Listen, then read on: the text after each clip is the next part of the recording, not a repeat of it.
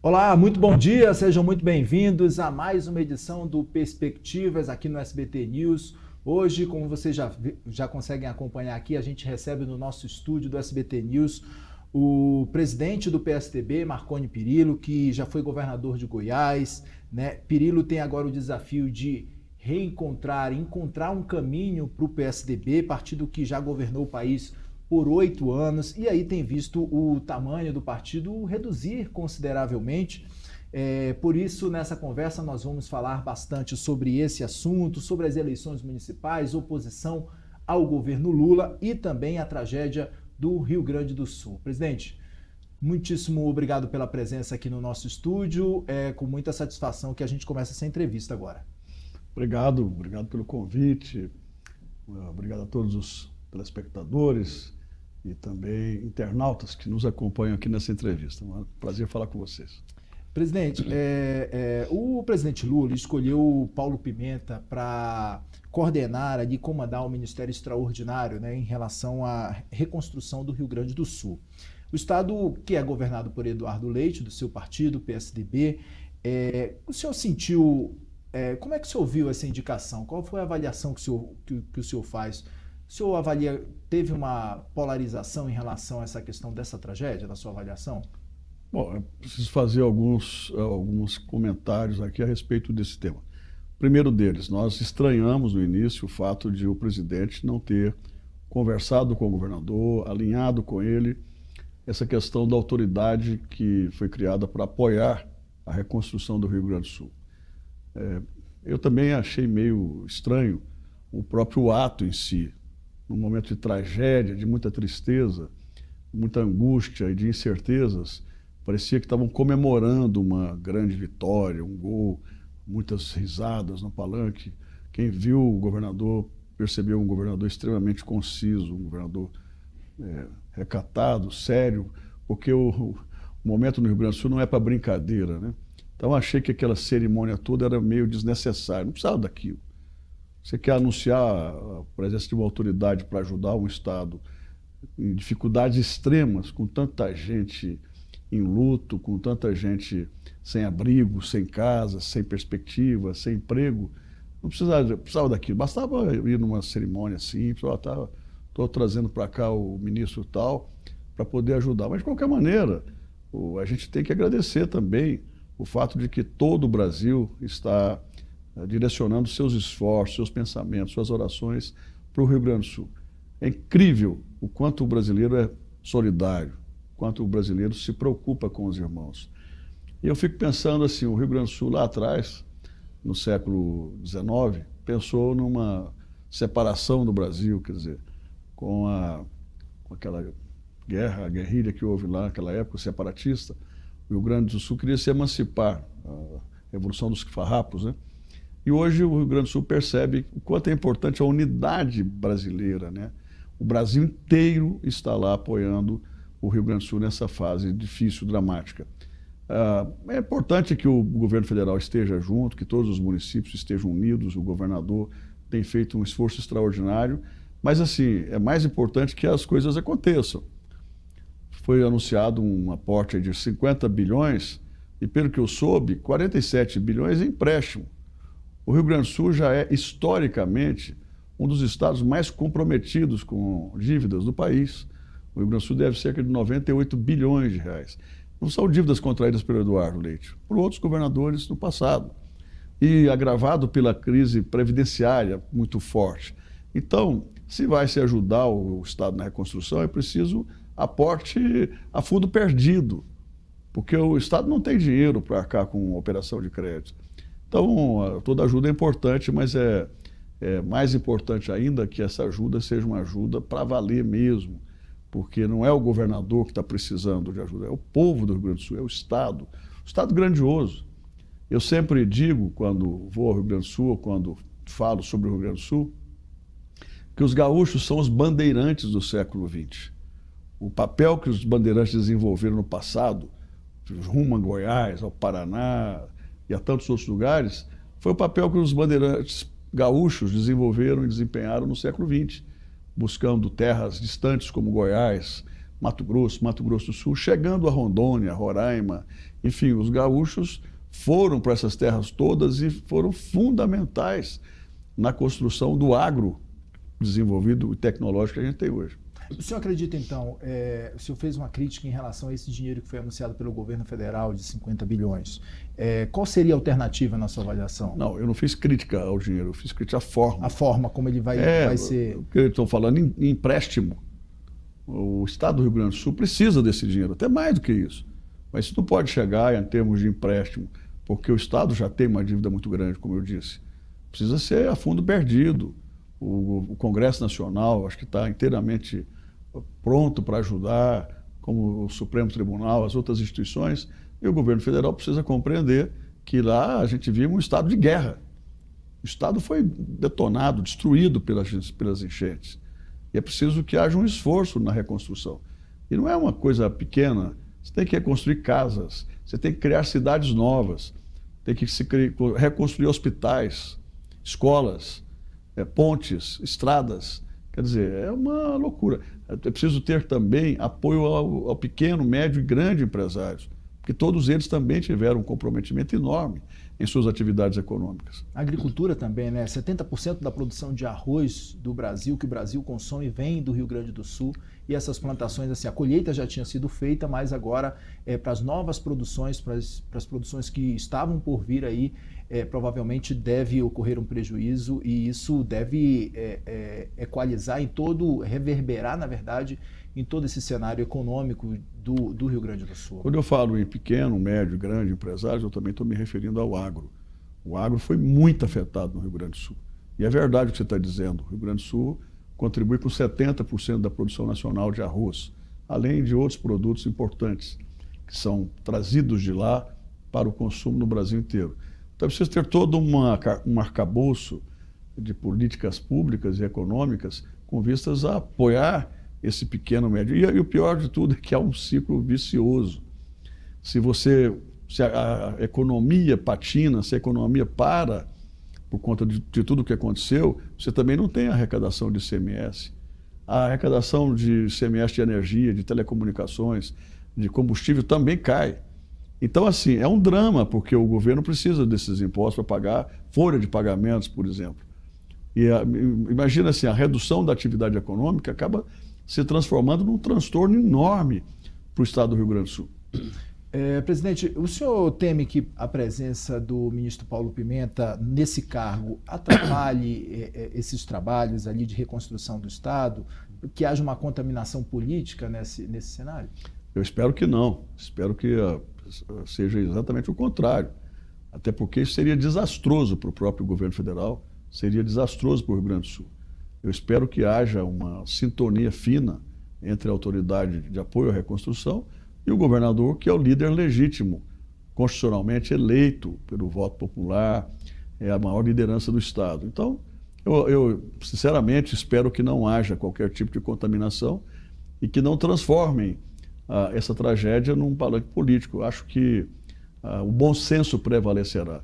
E nesse aspecto, o governador Eduardo Leite é um mestre em termos de diplomacia, de serenidade, de equilíbrio.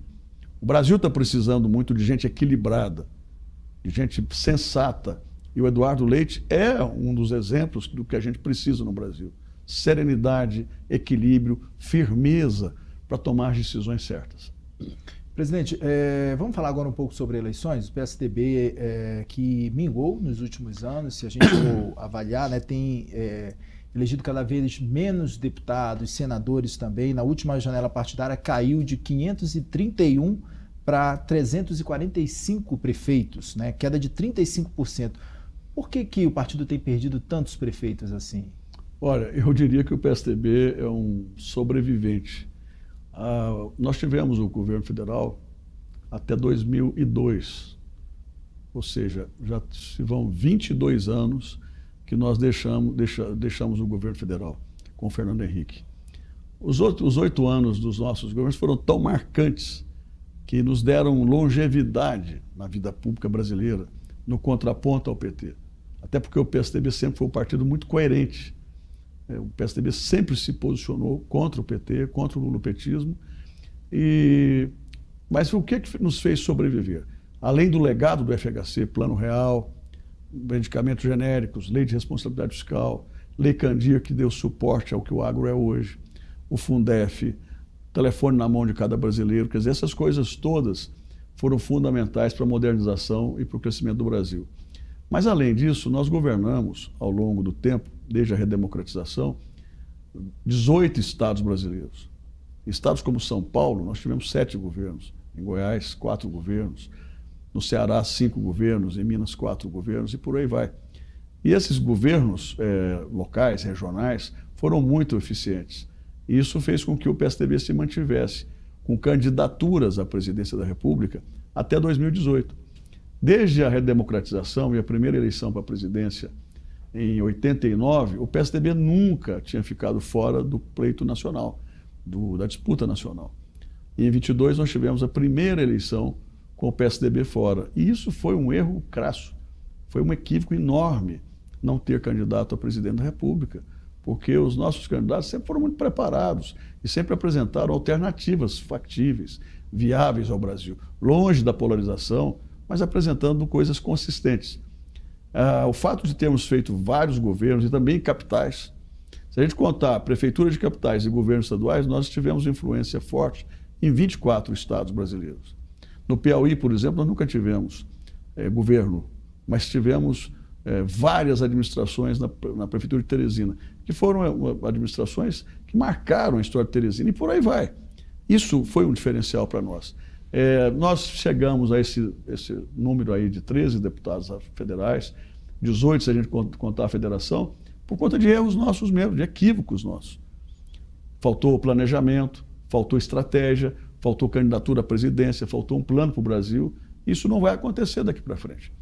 Nesse caso, essa ausência numa candidatura de um presidenciável nas últimas eleições foi muito de uma briga interna ali de alas, por exemplo, de Dória e Eduardo Leite? Foi muito em função disso.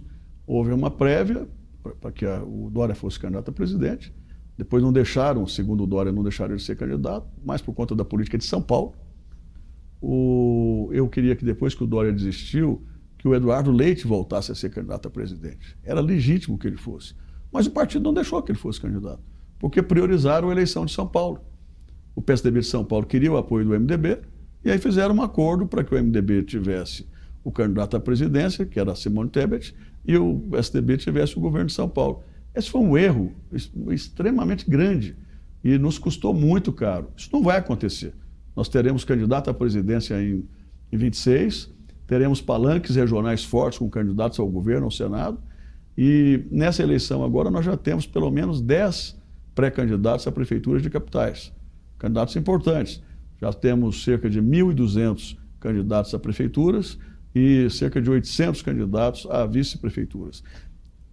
Presidente, inclusive já falando sobre prefeitura, então, no seu estado mesmo, o estado de Goiás, onde o senhor governou durante 2 mandatos ali, o próprio PSDB perdeu muitos prefeitos que foram para o União Brasil, partido do atual governador Ronaldo Caiado, né? Então, o que aconteceu ali? Assim, por que muitos prefeitos acabaram migrando, saindo do PSDB e indo para o União Brasil?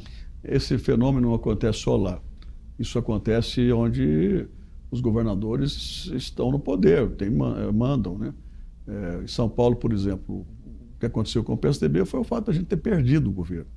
Mas não só, em Minas também, quando o AES saiu do governo, e o Anastasia, os governadores são fortes. Eu fui, por exemplo, a Pernambuco, e lá nós tivemos a filiação, no dia que eu fui, de 30 prefeitos, ao partido da governadora Raquel, que é do PSDB. Lá em Mato Grosso do Sul, nós temos 70% dos prefeitos. O governo é do PSDB. No Rio Grande do Sul também nós temos um número muito significativo de prefeitos, porque o governo é nosso. Em Goiás, além do fato da gente não ter o governo, e a gente sobrevive heroicamente lá na oposição, o Caiado é um líder extremamente autoritário e arrogante e agressivo. Onde o prefeito não é do partido dele, ele manda a polícia fazer busca e apreensão. Inventa lá um motivo e os prefeitos morrem de medo. A truculência é muito grande em Goiás. Só quem conhece um pouco de perto a política de lá sabe dizer o que a gente enfrenta lá. Presidente, o senhor citou a governadora de Pernambuco, Raquel Lira, inclusive, que é um nome super importante no partido, né? Ela estava em vias, inclusive, de sair do PSDB, havia essa polêmica muito grande, se falava muito disso nos bastidores, para se aproximar mais do presidente Lula. Inclusive, numa entrevista muito recente agora, ela disse que o PSDB precisava saber quem queremos ser, aspas, inclusive, da governadora Raquel Lira. Um nome importantíssimo para o seu governo, primeira governadora mulher de Pernambuco, do estado de Pernambuco.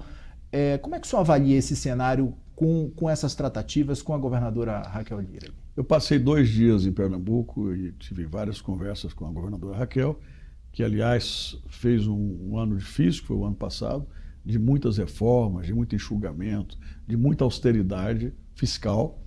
E esse ano ela começa agora a colher os frutos do trabalho que ela fez. Ela vai investir muito em obras, em social, e eu tenho certeza que a governadora Raquel terminará o governo dela muito bem avaliada, porque ela é uma pessoa muito competente. Foi 2 vezes prefeita de Caruaru, excelente prefeita por sinal, e é uma governadora muito competente. Ela vive todas essas dificuldades de ser mulher, tem muito machismo na política, e lá ela enfrenta isso muito também. É o estado do presidente Lula, ela tem que, como qualquer governante, ter uma boa relação com o governo federal, para que o estado não pereça com isso, não perca com isso. E ela está fazendo a melhor política, ela tem toda a liberdade para poder ter a relação que ela precisar ter com o governo federal, com o presidente. E ela sabe também que, por outro lado, nós temos uma posição diferente do PT. Não é de agora, não. É desde o nosso nascimento. Sim. Desde 88, o PSDB é um partido que se contrapôs ao longo do tempo ao PT. Nós somos adversários do PT, não somos adversários da cintura para baixo, no baixo nível. Tudo aquilo que foi importante para o Brasil sempre tem o apoio das nossas bancadas no Congresso. A reforma tributária, por exemplo, teve o apoio nosso. E outras matérias que forem importantes para o Brasil terão o nosso apoio. Agora, nós somos um partido que tem coerência histórica e nós somos a oposição ao Lula. Mas a própria governadora fez um apelo para que o PSDB se aproximasse um pouco mais do governo. O PSDB também não apoiou o governo Bolsonaro.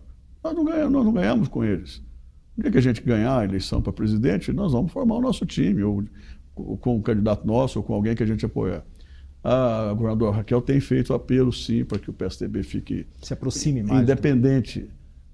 Mas não é o que a direção do partido decidiu. O PSDB tomou uma decisão desde a convenção, que é oposição. Oposição no alto nível, no nível das ideias e dos projetos. Por exemplo, como não ser oposição a algumas falas, algumas declarações do presidente que deixam claro o apoio dele à Venezuela, à ditadura na Venezuela, à ditadura em Cuba, à ditadura no Irã, acenos para o Hamas. Não está certo. Nós não somos a favor disso, em hipótese alguma. Como também temos uma preocupação enorme aos acenos que o governo tem feito, o governo Lula, em relação à irresponsabilidade fiscal. Se o Brasil não tiver muita responsabilidade fiscal, não for muito duro em relação à gastança, daqui a pouco nós vamos ter inflação de volta, vamos ter os juros que não vão cair, vão começar a crescer de novo, e a gente vai acabar vivendo de novo uma política de incertezas. Nós temos autoridade moral para falar de responsabilidade fiscal, porque o PSDB foi o autor da lei de responsabilidade fiscal e porque nós fomos o partido que conseguiu domar a inflação, acabar com a inflação, criando o Plano Real. Então, no DNA do PSDB está a responsabilidade fiscal e a responsabilidade administrativa e política. Presidente, essa sua resposta me traz 2 questionamentos importantes. Eu vou começar por um, falando sobre esse discurso que o PSDB ainda adota bastante, de relembrar muito vitórias que aconteceram no governo de FHC, que a população jovem não lembra, não viveu, não conhece. E as urnas têm mostrado cada vez mais isso, de que não adianta reviver muito esse passado, né? Para se construir hoje um legado e para se construir hoje uma vitória nas urnas. Como é que o PSDB avalia isso? O que eu percebo é que, com o advento das redes sociais, que deu voz a todo mundo, né? Houve um aumento considerável do sectarismo, da polarização extremada, né? De uma política de extremos e principalmente de ódio. O PSDB prega não é o ódio. Eu voto no Lula porque eu não gosto do Bolsonaro. Eu voto no Bolsonaro porque eu não gosto do Lula. Nós queremos que acabe no Brasil essa política do não. Não ao Lula, não ao Bolsonaro. A gente quer algo que seja sim, sim a favor do Brasil, com rumo, né? Um foco e entrega. O PSDB é um partido de entregas. A gente fala muito do nosso passado, porque quem não tem passado não tem presente e muito menos futuro. Se nós somos capazes de fazer lá atrás, se nós temos um time eficiente, competente, que é capaz de formular e de realizar, por que não falar disso? O que a gente vê hoje? Tem muita gente na política que ganha por conta de discurso nas redes sociais, nas mídias sociais. E discursos, às vezes, ensandecidos, enlouquecidos. As pessoas falam para a galera, não estão nem um pouquinho preocupadas com o país. E são pessoas completamente desprovidas de conteúdo intelectual, desprovidas de preparo para poder botar a mão na massa. É fácil falar, é difícil fazer. E o que a gente vai fazer nessa eleição é o seguinte, é mostrar a diferença nossa com esses aloprados, de um lado ou de outro, que falam, usam as redes sociais, alugam o ouvido das pessoas, convencem muitas pessoas de boa fé, mas se você pegar e enxugar, não dá nada, não vira nada. A política tem que ser algo mais sério.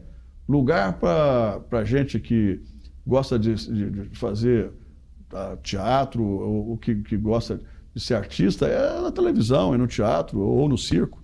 Não é na política. Política mexe com a vida das pessoas. Se você tem um bom político, um bom gestor, você ajuda a melhorar a vida das pessoas. Se você tem um mau gestor, você piora a vida das pessoas. Vamos falar um pouco do estado de São Paulo, da cidade de São Paulo, na verdade, presidente, porque o PSDB sinalizou que apresentaria ali o candidato a vice de Tabata Amaral do PSB, né? Seria o apresentador José Luiz Datena. Datena conseguiu apoio interno ali para ser candidato a prefeito. Qual seria o rumo da legenda final? O PSDB sempre teve um protagonismo enorme no estado de São Paulo. O PSDB governou 7 vezes São Paulo, estado, e 3 vezes a cidade de São Paulo, com administrações de excelência. O Serra foi um grande prefeito, o Bruno Covas, 2 vezes. Ele teve a trajetória dele interrompida com a morte, jovem ainda, com câncer, mas foi um prefeito sério, de entregas, muita responsabilidade. Então o PSDB, nessa eleição, sempre disse que gostaria de continuar como protagonista. Afinal de contas, o último pleito em São Paulo foi vencido pelo PSDB. Aí eu me esqueci do Dória. O Dória também foi prefeito pelo PSDB. Então, nós queremos ter candidato a prefeito. Nós não falamos em momento algum que a gente teria a candidatura de vice desse ou daquele, ou daquela. O PSDB convidou o apresentador Datena para se filiar ao partido.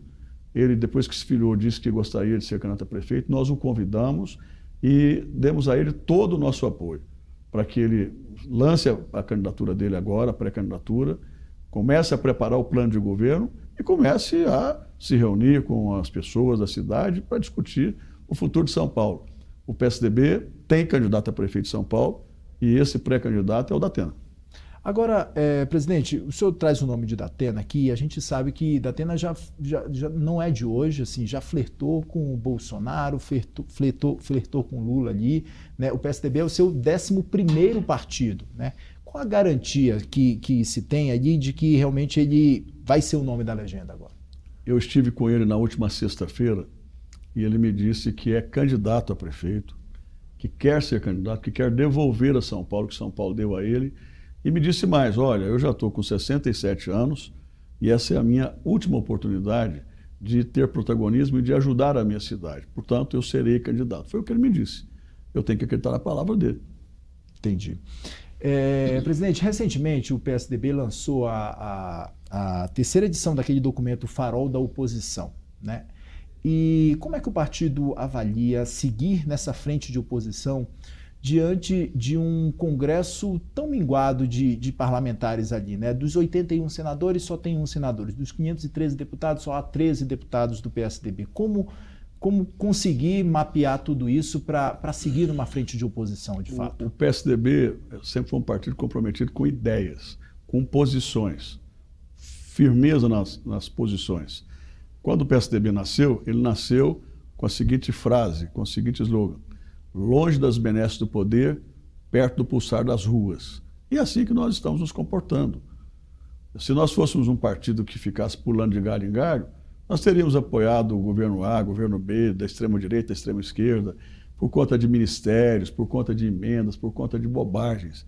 Nós somos coerentes, nós temos posições. Isso às vezes nos custa, porque quem tem ministério, tem emendas, tem apoios governamentais, acabam tendo condições de fazer mais deputados.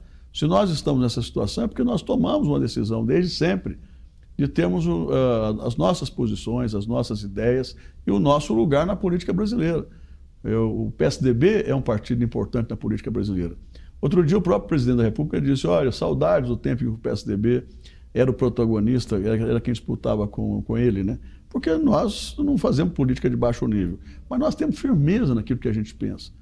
E que nós não mudamos. Claro, se for uma mudança para melhor, a gente muda. Mas a gente não muda de galho, fica pulando de galho em galho por conta de interesse político, interesse partidário, interesse fisiológico pessoal. O senhor acredita que o PSDB perdeu muito espaço diante da radicalização bolsonarista? Perdeu, nós perdemos boa parte dos nossos eleitores para o bolsonarismo. Mas é engraçado, né?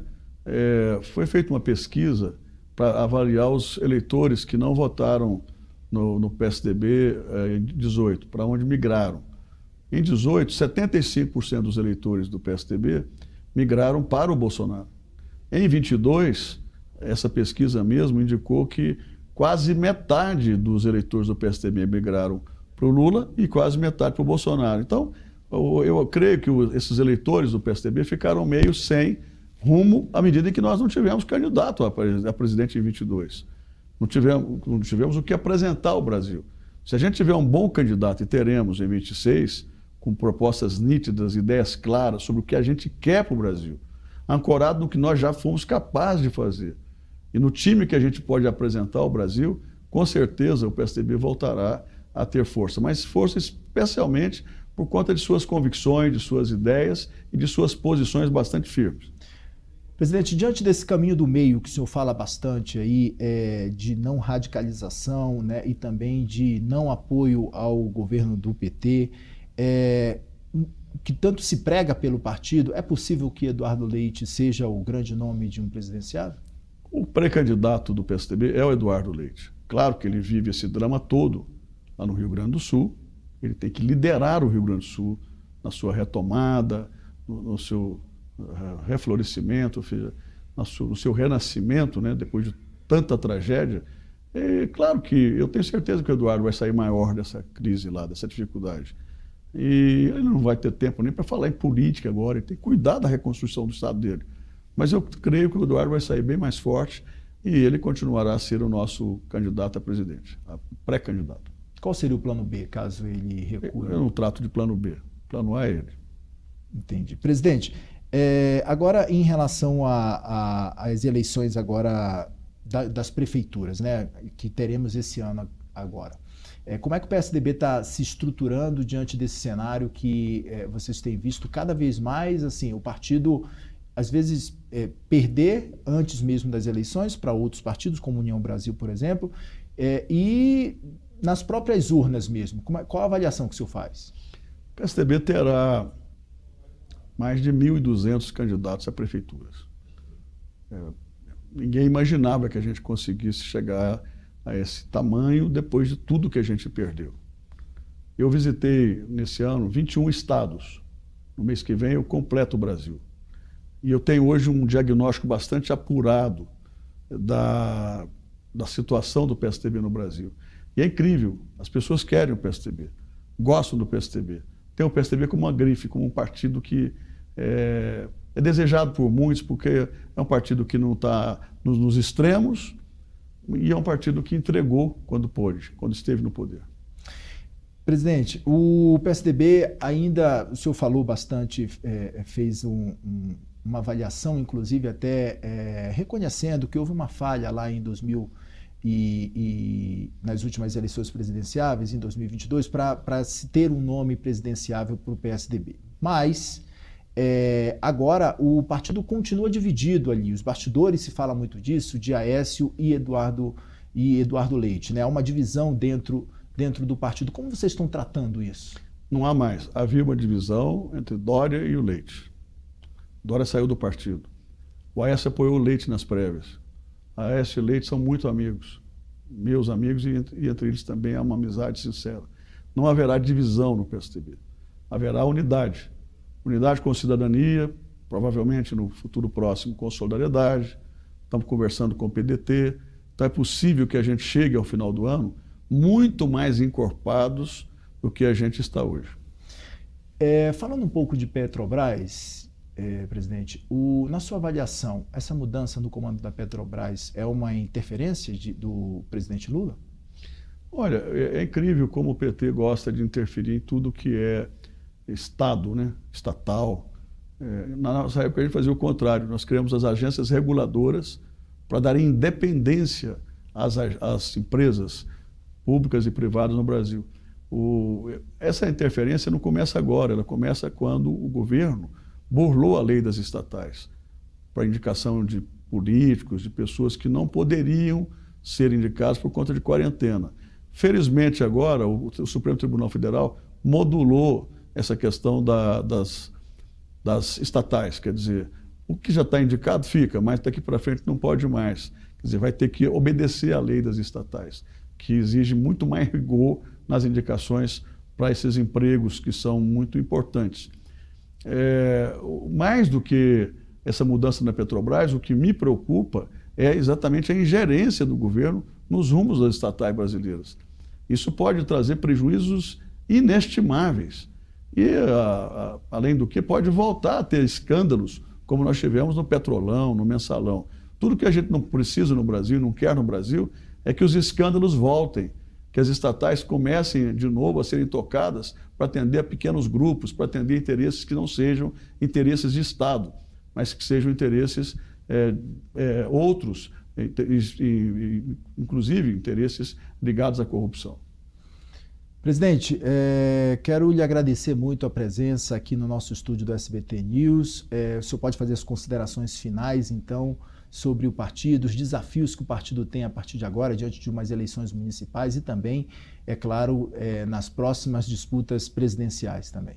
Eu agradeço a oportunidade de estar aqui, lembrando que o nosso caminho não é nem a extrema-direita, nem a extrema-esquerda, nós temos um rumo certo, e esse rumo é o que pode ser melhor para o Brasil.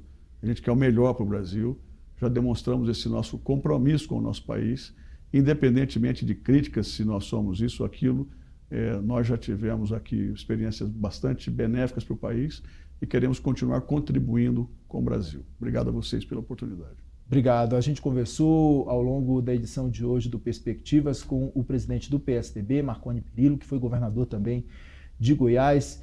Presidente, mais uma vez, muitíssimo obrigado. Até a próxima oportunidade.